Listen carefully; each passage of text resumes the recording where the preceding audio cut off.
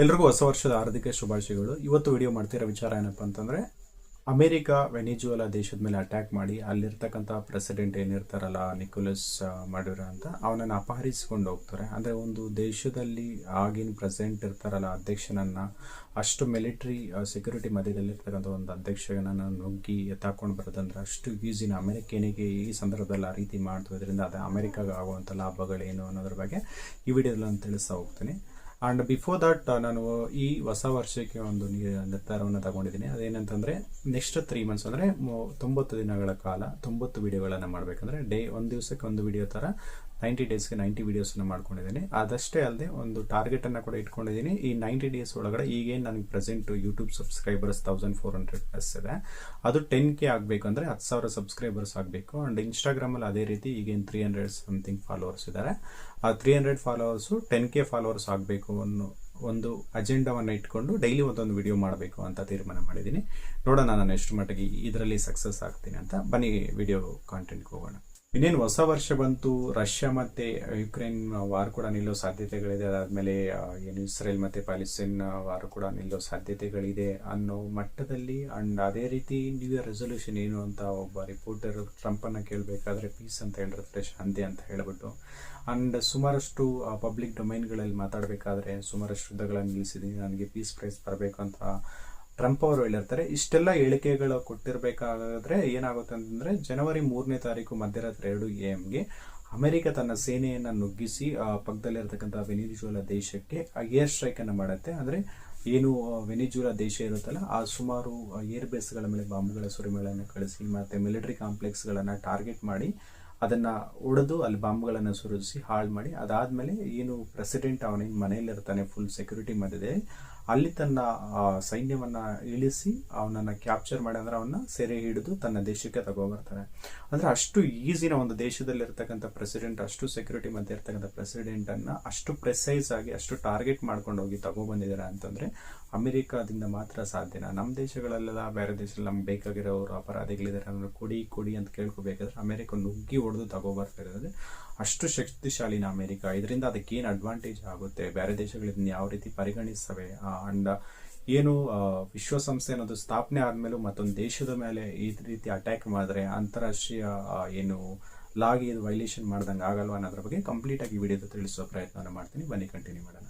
ಅಮೆರಿಕಾಗೆ ಈ ಆಪರೇಷನ್ಗೆ ಇಟ್ಕೊಂಡಿರೋ ಹೆಸರು ಏನಂತಂದ್ರೆ ಅದರನ್ ಸ್ಪೇರ್ ಅಂತ ಈ ಆಪರೇಷನ್ ಅನ್ನ ಇಟ್ಕೊಂಡಿದೆ. ಅಂಡ್ ಈ ಆಪರೇಷನ್ಗೆ ಬಳಸಿರ್ತಕ್ಕಂಥ ಅವ್ರ ಫೋರ್ಸ್ ಅನ್ನ ಏನಂತ ಕರೀತಾರೆ ಅಂದ್ರೆ ಡೆಲ್ಟಾ ಫೋರ್ಸ್ ಅಂತ. ಈ ಡೆಲ್ಟಾ ಫೋರ್ಸ್ ಅನ್ನೋದು ಎಷ್ಟು ಡೆಡ್ಲಿ ಅಂಡ್ ಎಷ್ಟು ಅಟ್ಯಾಕಿಂಗ್ ಇರುತ್ತೆ ಅಂತಂದ್ರೆ ಅವರ ಟಾರ್ಗೆಟ್ ಅಷ್ಟು ಪ್ರೆಸೈಸ್ ಅಂಡ್ ಅಕ್ಯುರೇಸ್ ಆಗಿರುತ್ತೆ. ಸೊ ಅವರೊಂದ್ಸಲ ಟಾರ್ಗೆಟ್ ಮಾಡ್ಕೊಂಡು ಪ್ಲಾನ್ ಮಾಡಿ ನುಗ್ಗಿದ್ದಾರೆ ಅಂತಂದ್ರೆ ಅದರಲ್ಲಿ ಫೇಲ್ ಆಗೋದಿಲ್ಲ. ಅಷ್ಟು ಪ್ರೆಸೈಸ್ ಅಂಡ್ ಅಕ್ಯುರೇಸ್ ಇರ್ತಕ್ಕಂಥ ಒಂದು ಫೋರ್ಸ್ ಇದಾಗಿರುತ್ತೆ. ಈ ಫೋರ್ಸ್ ಅನ್ನೇ ನುಗ್ಗಿಸಿ ಅಲ್ಲಿರ್ತಕ್ಕಂಥ ಅಧ್ಯಕ್ಷನ ತಕೊಂಡು ಬಂದಿರೋದು. ಅಂಡ್ ಇದೇನಕ್ಕೆ ರೀತಿ ಮಾಡ್ತು ಅಂತಂದ್ರೆ, ಅಮೆರಿಕ ಏನು ಅಫಿಷಿಯಲ್ ಆಗಿ ಕೊಡೋ ಸ್ಟೇಟ್ಮೆಂಟ್ ಏನು ಅಂತಂದ್ರೆ, ಈ ಏನು ಅಧ್ಯಕ್ಷ ನಿಕೋಲಸ್ ಮಡುರೋ ಏನಿದ್ದಲ್ಲ, ಅವನು ಮಾದಕ ವಸ್ತುಗಳನ್ನ ಅವ್ರ ದೇಶ ಒಳಗೆ ಸಾಗಿಸ್ತಾ ಇದ್ದ, ವೆನಿಜುವೆಲಾದಿಂದ ಅಮೆರಿಕಕ್ಕೆ ಸಾಗಿಸ್ತಾ ಇದ್ರೆ ಇದರಿಂದ ಅವ್ರಿಗೆ ನಷ್ಟ ಆಗ್ತಾ ಇತ್ತು. ಅದರಿಂದ ಅವ್ರಿಗೆ ಸುಮಾರಷ್ಟು ನಷ್ಟಗಳಾಗ್ತಾ ಇತ್ತು. ಅದಕ್ಕೋಸ್ಕರ ಅವನ್ನ ಸೆರೆ ಹಿಡಿದಿದ್ದೀವಿ ಅಂತ ಅಮೆರಿಕ ಅಫಿಷಿಯಲ್ ಆಗಿ ಹೇಳ್ಕೊಡುತ್ತೆ. ಇನ್ನು ಬೇರೆ ಜಿಯೋ ಪಾಲಿಟಿಕಲಿ ನಾವು ನೋಡ್ಬೇಕಂತಂದ್ರೆ ಅಂಡ್ ಸುಮಾರಷ್ಟು ವಿಶ್ಲೇಷಕರ ಅಭಿಪ್ರಾಯವನ್ನು ನಾವು ನೋಡೋದಾದ್ರೆ ಇದಕ್ಕೆ ಹಿಂದೆ ಇರತಕ್ಕಂಥ ಕಾರಣಗಳು ಸುಮಾರಷ್ಟುಗಳಿದೆ ಅಂತ ಹೇಳ್ಬೋದು. ಇಡೀ ಪ್ರಪಂಚದಲ್ಲಿ ಸುಮಾರಷ್ಟು ಆಯಿಲ್ ರಿಸರ್ವ್ಗಳು ಸುಮಾರಷ್ಟು ದೇಶಗಳ ಬಳಿ ಇರ್ತದೆ. ಅದರಲ್ಲಿ ನಾವು ಪರ್ಸೆಂಟೇಜ್ ಅನ್ನ ನೋಡೋದಾದ್ರೆ ಅತಿ ಹೆಚ್ಚು ಆಯಿಲ್ ರಿಸರ್ವ್ ಇರ್ತಕ್ಕಂಥ ದೇಶ ಯಾವ್ದಾದ್ರು ಇದೆ ಅಂತಂದ್ರೆ ಅದು ವೆನಿಜುವೆಲಾ ಮಾತ್ರ. ಅಂಡ್ ವೆನಿಜುವೆಲಾದಲ್ಲಿ 17% ಶೇರ್ ಏನು ಪ್ರಪಂಚದಲ್ಲಿ 17% ಆಯಿಲ್ ರಿಸರ್ವ್ಗಳು ವೆನಿಜುವೆಲಾ ದೇಶದಲ್ಲಿ ಇದೆ. ಅಂದ್ರೆ ಸೌದಿ ಅರೇಬಿಯಾ ಏನಿದೆ ಅಲ್ವಾ, ಸೊ ಅದಕ್ಕಿಂತ ಜಾಸ್ತಿ ಶೇರ್ ಆಯಿಲ್ ರಿಸರ್ವ್ಸ್ ಅನ್ನೋದು ಈ ದೇಶದಲ್ಲಿದೆ ಅಂತಾನೆ ಹೇಳ್ಬೋದು. ಅಂಡ್ ಏನು ಅಧ್ಯಕ್ಷ ಏನಿರ್ತಾನಲ್ಲ ನಿಕೋಲಸ್ ಮಡುರೋ, ಸೊ ಅವನು ಬಂದ್ಬಿಟ್ಟು ಚೈನಾ ಮತ್ತೆ ರಷ್ಯಾಗೆ ಸಪೋರ್ಟ್ ಮಾಡುವಂತನಾಗಿರ್ತಾನೆ.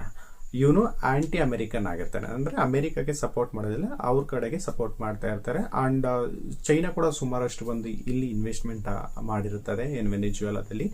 ಅಂಡ್ ಈ ವೆನಿಜುವೆಲಾ ಮೇಲೆ ಅಮೆರಿಕನು ಸುಮಾರಷ್ಟು ಸ್ಯಾಂಕ್ಷನ್ಗಳನ್ನು ವಿಧಿಸಿರ್ತದೆ. ಅಂಡ್ ಅದಾದ್ಮೇಲೆ ಇನ್ನೊಂದು ವಿಚಾರ ಏನಂತಂದ್ರೆ, ಈ ಚೈನಾಗೆ ಎಕ್ಸ್ಪೋರ್ಟ್ ಮಾಡೋದ್ರಲ್ಲಿ, ಆಯಿಲ್ ಎಕ್ಸ್ಪೋರ್ಟ್ ಮಾಡೋದ್ರಲ್ಲಿ ವೆನಿಜುವೆಲಾ ದೇಶದಿಂದ ಸುಮಾರಷ್ಟು ಆಯಿಲ್ ಎಕ್ಸ್ಪೋರ್ಟ್ ಆಗ್ತಾ ಇದೆ ಬೇರೆ ದೇಶಗಳಿಗೆ ಅಂತಂದ್ರೆ, ಅತಿ ಹೆಚ್ಚು ಆಯಿಲ್ ಎಕ್ಸ್ಪೋರ್ಟ್ ಮಾಡೋ ಕಂಟ್ರಿಗಳಲ್ಲಿ ಚೈನಾ ನಂಬರ್ 1 ಇರ್ತದೆ ವೆನಿಜುವೆಲಾದಿಂದ.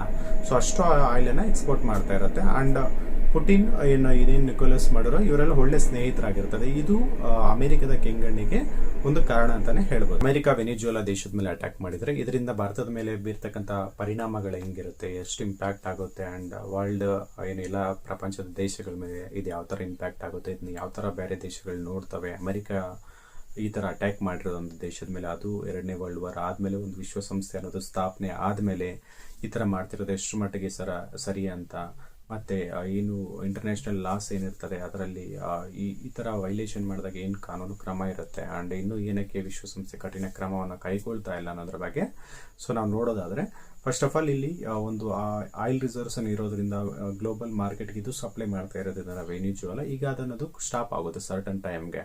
ಸೊ ಸರ್ಟನ್ ಟೈಮ್ಗೆ ಅದು ಸ್ಟಾಪ್ ಆದಾಗ ಏನ್ ಆಗೋದು ಅಂದ್ರೆ ಆಯಿಲ್ ಡಿಮ್ಯಾಂಡ್ ಅನ್ನೋದು ಜಾಸ್ತಿ ಆಗುತ್ತೆ. ಸಪ್ಲೈ ಕಮ್ಮಿ ಆಗಿ ಆಯಿಲ್ ಡಿಮ್ಯಾಂಡ್ ಜಾಸ್ತಿ ಆದಾಗ ಸೊ ಇದರಿಂದ ಪ್ರೈಸಸ್ ಕೂಡ ಹೈಕ್ ಜಾಸ್ತಿ ಆಗೋ ಚಾನ್ಸಸ್ಗಳು ಇರುತ್ತೆ ಅಂತಾನೆ ಹೇಳ್ಬೋದು. ಅಂಡ್ ಇನ್ನೊಂದು ವಿಚಾರ ಏನಂತಂದ್ರೆ, ಈಗ ಅಮೆರಿಕ ಸಡನ್ ಆಗಿ ಒಂದು ದೇಶದ ಮೇಲೆ ಇಂಡಿಪೆಂಡೆಂಟ್ ಕಂಟ್ರಿ ಮೇಲೆ ಈ ತರ ಅಟ್ಯಾಕ್ ಮಾಡೋದ್ರಿಂದ ಸುಮಾರಷ್ಟು ದೇಶಗಳು ಈ ತರ ಮಾಡೋ ಚಾನ್ಸಸ್ಗಳಿರ್ತದೆ.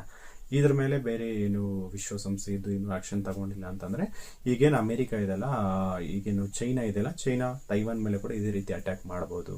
ಅಂಡ್ ರಷ್ಯಾ ಇದೆಲ್ಲ, ರಷ್ಯಾ ಕೂಡ ಆತರ ಉಕ್ರೇನ್ ಮೇಲೆ ಆತರ ಅಟ್ಯಾಕ್ ಮಾಡಬಹುದು. ಬೇರೆಯವ್ರು ಕ್ವಶನ್ ಮಾಡೋಕೆ ಇರಲ್ವಲ್ಲ, ಈಗ ಅಮೆರಿಕನ್ ಆತರ ಮಾಡಿದೆ ಅಂತಂದ್ರೆ.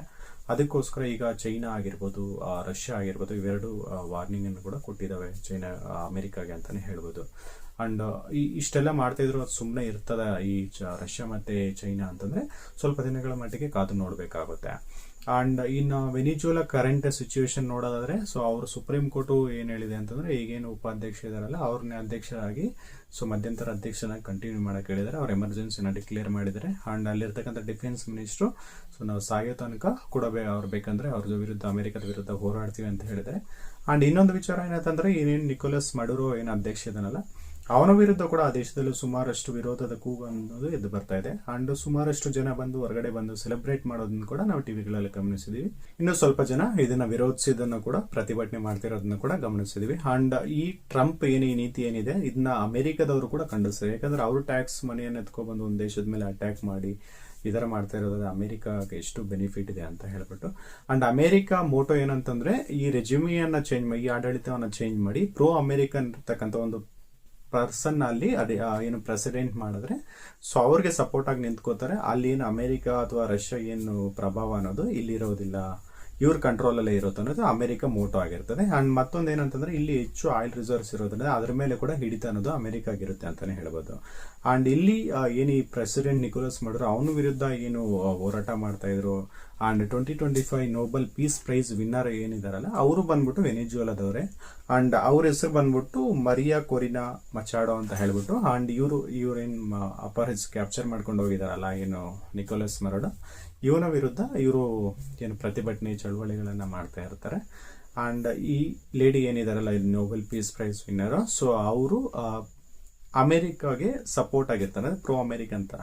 ಏನ್ ನೋಬೆಲ್ ಪೀಸ್ ಪ್ರೈಸ್ ಬರ್ಬೇಕಂತಂದ್ರು ಸಾಫ್ಟ್ ಕಾರ್ನರ್ ಆಗಿ ಏನು ಟ್ರಂಪ್ ಪರವಾಗಿ ಮಾತಾಡಿದನ್ನ ಸುಮಾರು ಸಲ ನಾವು ಗಮನಿಸಬಹುದು ಅಂತಾನೆ ಹೇಳ್ಬೋದು. ಇನ್ನು ಇದ್ರ ಬಗ್ಗೆ ಹೇಳೋದು ಸುಮಾರು ಅಷ್ಟಿದೆ. ಇನ್ನು ಮಾತಾಡ್ತಾ ಹೋದ್ರೆ ವಿಡಿಯೋ ಲೆಂತ್ ಆಗ್ಬಿಡುತ್ತೆ, ಯಾರು ನೋಡೋದಿಲ್ಲ ವಿಡಿಯೋ ಲೆಂತ್ ಆಗಿದ್ರೆ. ಅದಕ್ಕೋಸ್ಕರ ಇದನ್ನ ಜಸ್ಟ್ ಇಷ್ಟಕ್ಕೆ ಸ್ಟಾಪ್ ಮಾಡ್ತಾ ಇದೀನಿ. ಅಮೆರಿಕದೇನು ಫಸ್ಟ್ ಟೈಮ್ ಮಾಡ್ತಾ ಇರತ್ತಲ್ಲ, ಇದಕ್ಕೂ ಬಿಫೋರ್ ಕೂಡ ಸುಮಾರಷ್ಟು ಈ ತರ ಆಪರೇಷನ್ ಗಳನ್ನ ಕೈಗೊಂಡಿದೆ. ಅಂಡ್ ಪನಾಮಾ ಡಿಕ್ಟೇಟರ್ ಏನಿರ್ತಾನಲ್ಲ ಅವನು ಕೂಡ ಈ ತರ ಬಂದು ಸೆರೆ ಹಿಡ್ಕೊ ಬಂದು 17 ವರ್ಷ ಜೈಲುವಾಸ ಕೂಡ ಅನುಭವಿಸಿರ್ತಾನೆ. ಅಂಡ್ ಈಗಲೂ ಅಷ್ಟೇ ಈಗೇನು ಹಿಡ್ಕೊಂಡ್ ಬಂದಿರೋದಲ್ಲ ಇವನು ಕೂಡ ಅವರು ಲೀಗಲಿ ಪ್ರೊಸೀಡ್ ಮಾಡ್ತಾರೆ ಅಂತಾನೆ ಹೇಳ್ಬೋದು. ಇದಿಷ್ಟು ವೆನಿಜುವೆಲಾ ದೇಶದ ಬಗ್ಗೆ ಈಗಿನ ಕ್ರೈಸಿಸ್ ಬಗ್ಗೆ ಮಾಹಿತಿ ಆಗಿತ್ತು. ಸೊ ಈ ವಿಡಿಯೋ ನಿಮ್ಗೆ ಏನಾದರೂ ಇಷ್ಟ ಆಗಿದ್ರೆ ಒಂದು ಲೈಕ್ ಮಾಡಿ, ನಿಮ್ಮ ಸ್ನೇಹಿತರಿಗೆ ಶೇರ್ ಮಾಡಿ. ಇಂತಹ ಮತ್ತಷ್ಟು ಇಂಟ್ರೆಸ್ಟಿಂಗ್ ವಿಚಾರಗಳಿಗೋಸ್ಕರ ಕ್ರಿಯೇಟಿವ್ ಕೋದಂಡ ಚಾನಲ್ಗೆ ಸಬ್ಸ್ಕ್ರೈಬ್ ಮಾಡ್ಕೊಳ್ಳಿ. ಮುಂದಿನ ವಿಡಿಯೋದಲ್ಲಿ ಸಿಗೋಣ.